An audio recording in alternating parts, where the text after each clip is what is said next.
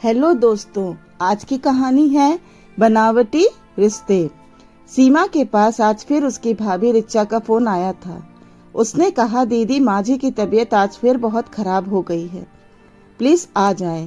पिछले महीने से यह उसका चौथी बार फोन आया था। हर बार सीमा माँ की देखभाल के लिए भागी भागी मायके पहुंच जाती। उसके जाने से रिचा को बहुत आराम हो जाता था, लेकिन इस बार सीमा स्वयं अपने पैरों के दर्द से परेशान थी। वह सोच में पड़ गई थी कि क्या करूं। आखिरकार उससे रहा नहीं गया और वह माँ के पास पहुंच गई। माँ की बीमारी की खबर सुनकर कोई भी बेटी भला कैसे ससुराल में चैन से रह सकती है। सीमा ने 2-3 दिन तक माँ की खूब सेवा की, सभी दवाइयाँ समय पर देती रही, उनको दूध, फल और खाने पीने का बहुत ध्यान रखा। माँ की तबीयत अच्छी होने पर वह ससुराल लौट गई।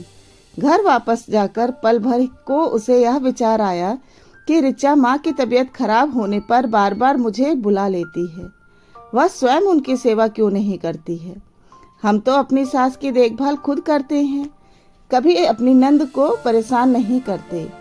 खुशियों के समय तो रिचा मुझे बिल्कुल याद नहीं करती है, फिर खुद ही अपने विचारों को दिमाग से झटक दिया। ऐसा कुछ नहीं है। अपने भाई भाभी के बारे में गलत मत सोचो। माँ के लिए कुछ करना तो सौभाग्य की बात है। सीमा को मायके से आए 6 महीने बीत गए थे।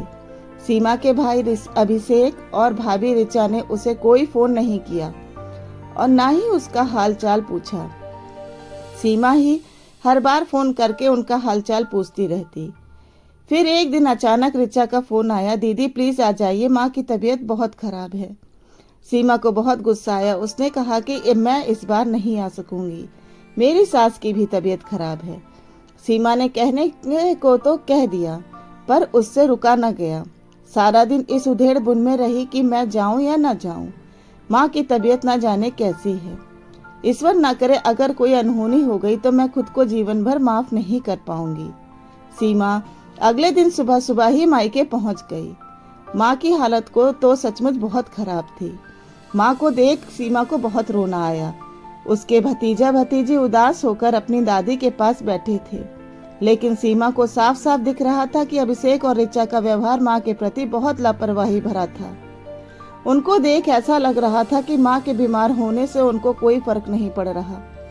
सीमा ने गुस्से में कहा, अब तक आप लोगों ने माँ को अस्पताल लेकर क्यों नहीं गए? अब जल्दी चलिए और हाँ, पिछले बार वाली सारी दवाई के पर्चे, एक्सरे आदि उठा लीजिए ताकि डॉक्टर को आसानी हो दवा देने में। रिचा ने कहा, दीदी वही तो प्रॉब्लम है, मैं अकेली क्या क्या संभालूं।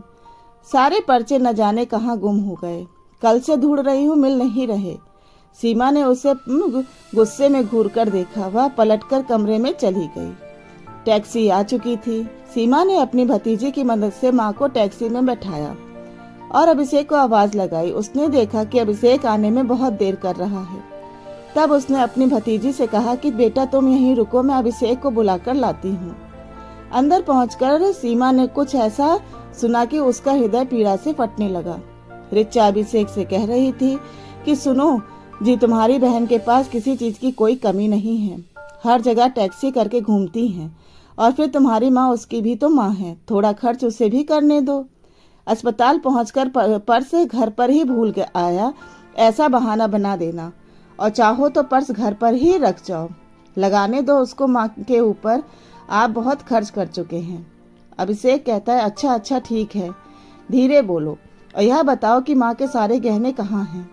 सुबह मैंने अलमारी में ढूंढ कर, वहां तो कुछ है ही नहीं। रिचा ने कहा, माँ की खराब हालत देखकर मैं पहले ही सारे गहने बैंक के लॉकर में रख आई।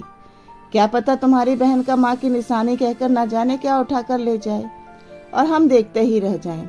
आपकी बहन बहुत चालाक है।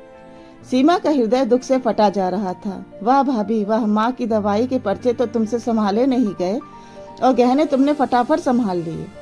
क्या तुमने कभी मुझे लालच करते देखा था जो तुमने मेरे बारे में ऐसा सोचा? सीमा ने कभी मायके में आकर खर्च करने में कंजूसी नहीं की थी और अपने बच्चों के बराबर ही अपने भतीजी और भतीजे को समझा था। मायके से भर भर कर ले जाने के का भी उसे कभी लालच नहीं था। उसने तो हमेशा सम्मान और प्यार की इच्छा की थी। उसे अपने भाई और भाभी के बनावटी और खोखले रिश्ते पर बहुत दुख हो रहा था और आंखों से झरझर आंसू बह रहे थे। सोच रही थी रिश्ते कितने खुदगर्ज हो गए हैं।